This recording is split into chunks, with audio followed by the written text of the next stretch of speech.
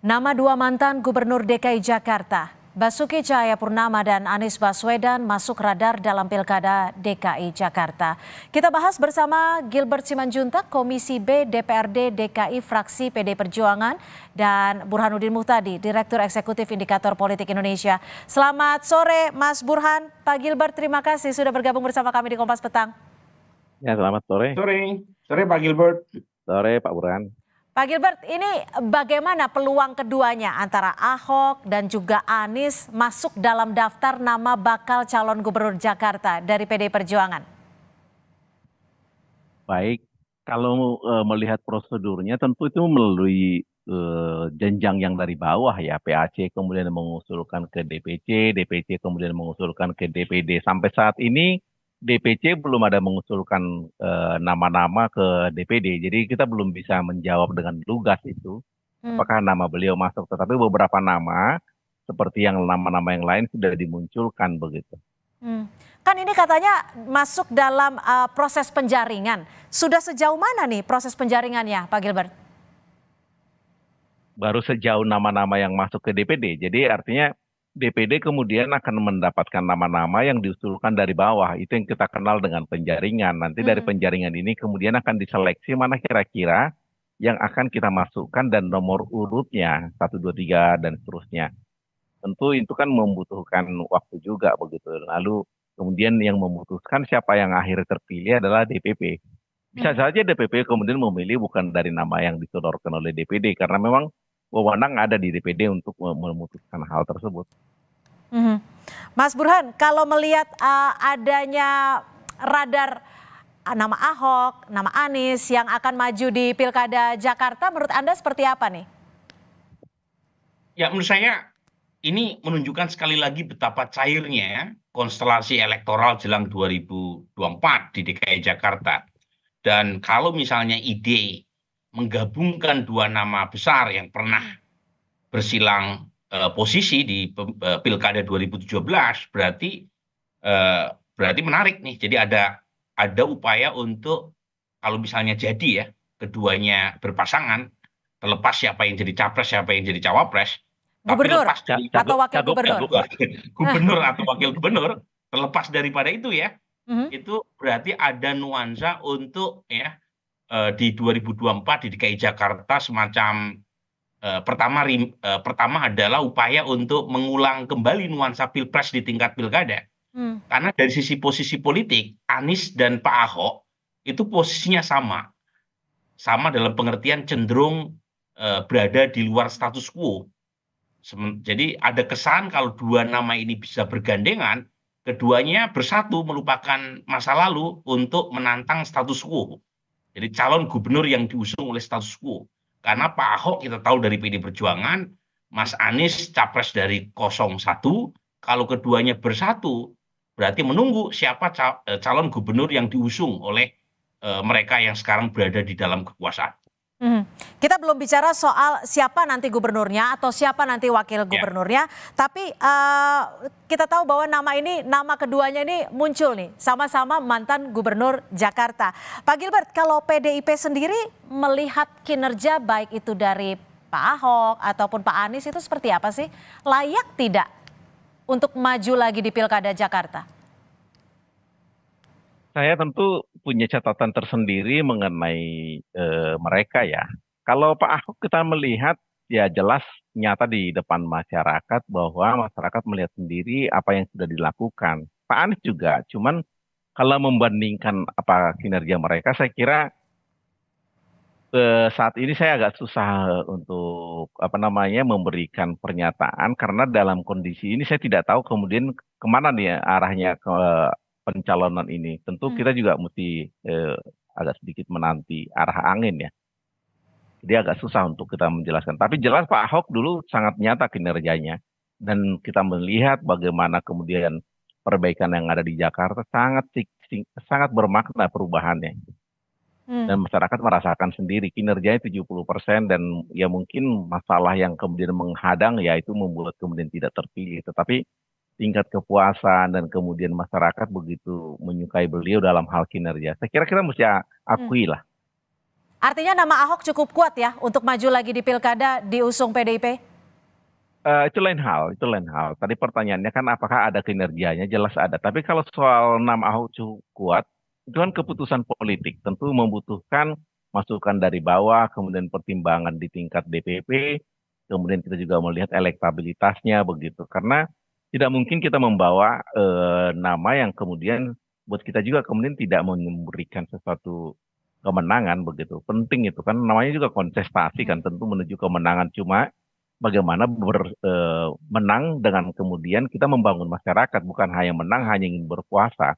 Kalau menang ingin berkuasa, ya anak saya pun kalau misalnya saya jadi gubernur, mungkin saya keluarkan APBD buat anak saya begitu, biar jadi gubernur begitu.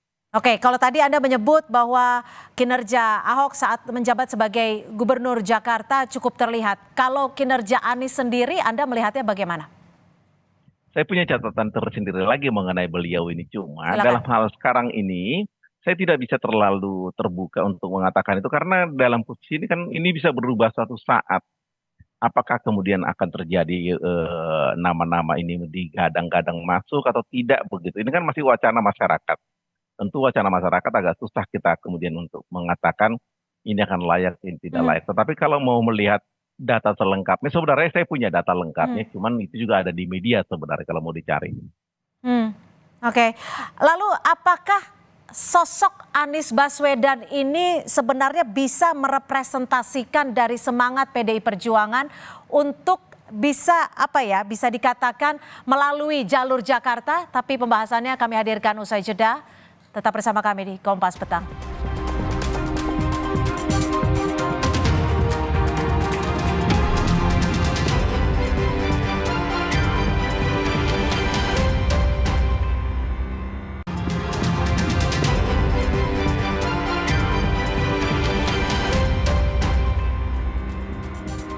Terima kasih Anda masih bersama kami di Kompas Petang. Saya langsung ke Pak Gilbert. Pak Gilbert, kalau dari PDI Perjuangan sendiri, sosok Anies ini bisa merepresentasikan semangat politik dari PDIP tidak sih? Karena kan kita tahu sebelum-sebelumnya ini Anies banyak begitu mengkritik pemerintahan. Tentu kita harus objektif melihatnya ya. Satu, Pak Anies tidak pernah bekerja ataupun juga bergerak melalui PDI Perjuangan. Tidak pernah menjadi kader, tidak pernah berkeringat begitu. Dan yang saya tahu beliau pernah melamar dulu melalui Demokrat waktu konvensi presiden, kemudian kemarin masuk. Tapi kalau semangatnya Nasdem. sendiri bisa merepresentasikan PDI Perjuangan tidak? Semangatnya beliau yang mana yang dimaksudkan ini, Mbak? Semangat perubahan, semangat mengkritik untuk pemerintah. PDI Perjuangan tidak di dalam semangat perubahan mengkritik begitu, kita tidak. Semangat kita adalah semangat kebangsaan, semangat nasionalisme yang tinggi, semangat kesatuan, ideologi Pancasila. Selama ada di dalam koridor itu, kita bisa menyatakan itu semangat PDI Perjuangan. Tetapi kalau tidak ada di dalam semangat kebersamaan, tidak melihat kebersamaan dalam arti sebuah nation sebagai bangsa, itu tidak dalam posisi semangatnya PDI Perjuangan begitu. PDI Perjuangan tidak pernah melihat kemenangan menjadi sebuah target, tetapi kemudian membuat perbaikan di masyarakat karena memang negara ini dibangun untuk kepentingan masyarakat banyak begitu. Jadi masalah menang tidaknya itu memang kita akui bahwa itu sebuah target, tetapi kemudian tidak menang juga bukan berarti kita kemudian menjadi tidak ada, tetap eksis kok dari dulu. Jadi semangat itu yang mungkin kita punya begitu.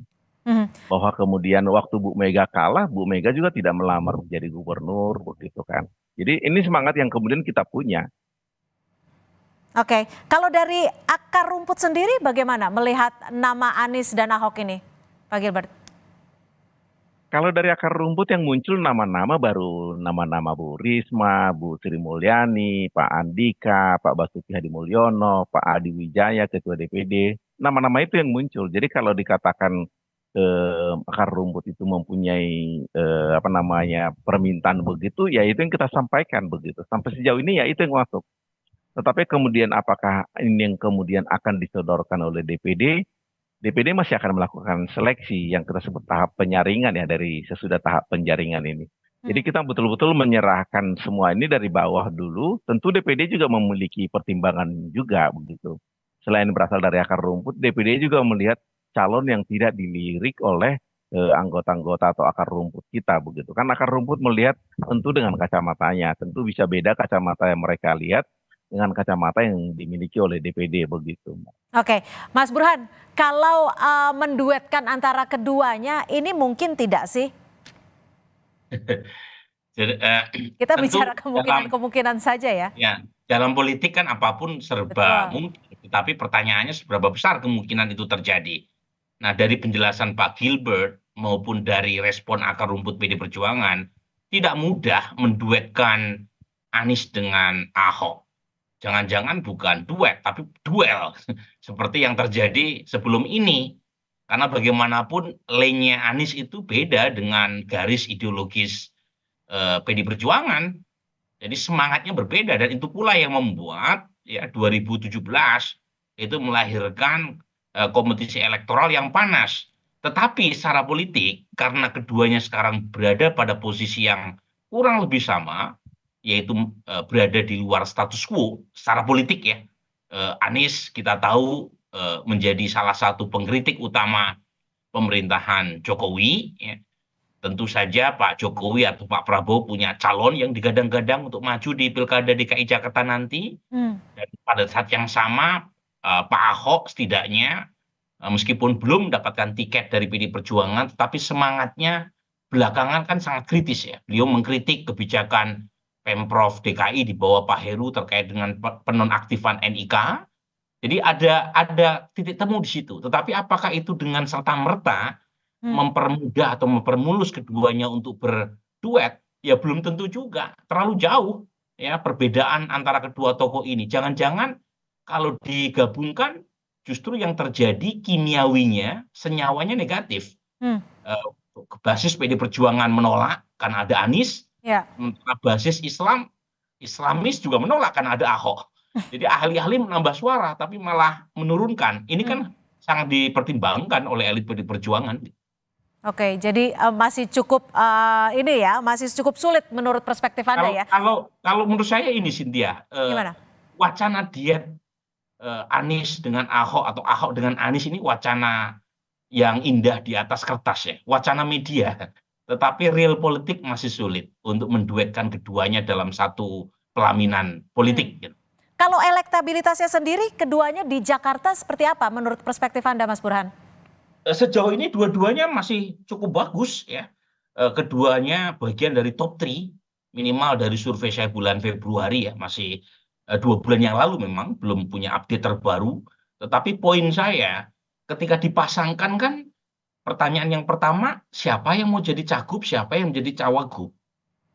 Belum tentu Ahok bersedia jadi cawagupnya Anies atau sebaliknya.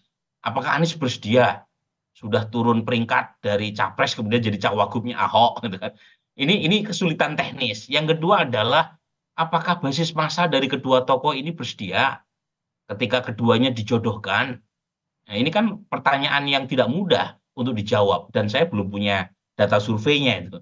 Apakah senyawanya positif atau negatif ketika dua tokoh ini dijodohkan. Kalau semangat sebagian orang kan sepertinya ada upaya untuk menjodohkan dua kekuatan ini untuk mengalahkan calon gubernur yang di-endorse oleh kekuasaan. Nah, kalau misalnya semangatnya itu bisa saja itu mempersatukan perbedaan antara PDI Perjuangan dengan partai pendukung Anies. Tetapi lagi-lagi tidak mudah jalan ke sana. Baik, terima kasih atas perspektif Anda Mas Burhanuddin Muhtadin, Direktur Eksekutif Indikator Politik Indonesia, dan juga Pak Gilbert Simanjuntak, Komisi B DPRD DKI dari fraksi PDI Perjuangan, sudah bergabung dan memberikan perspektifnya untuk Kompas Petang. Selamat sore. Selamat sore.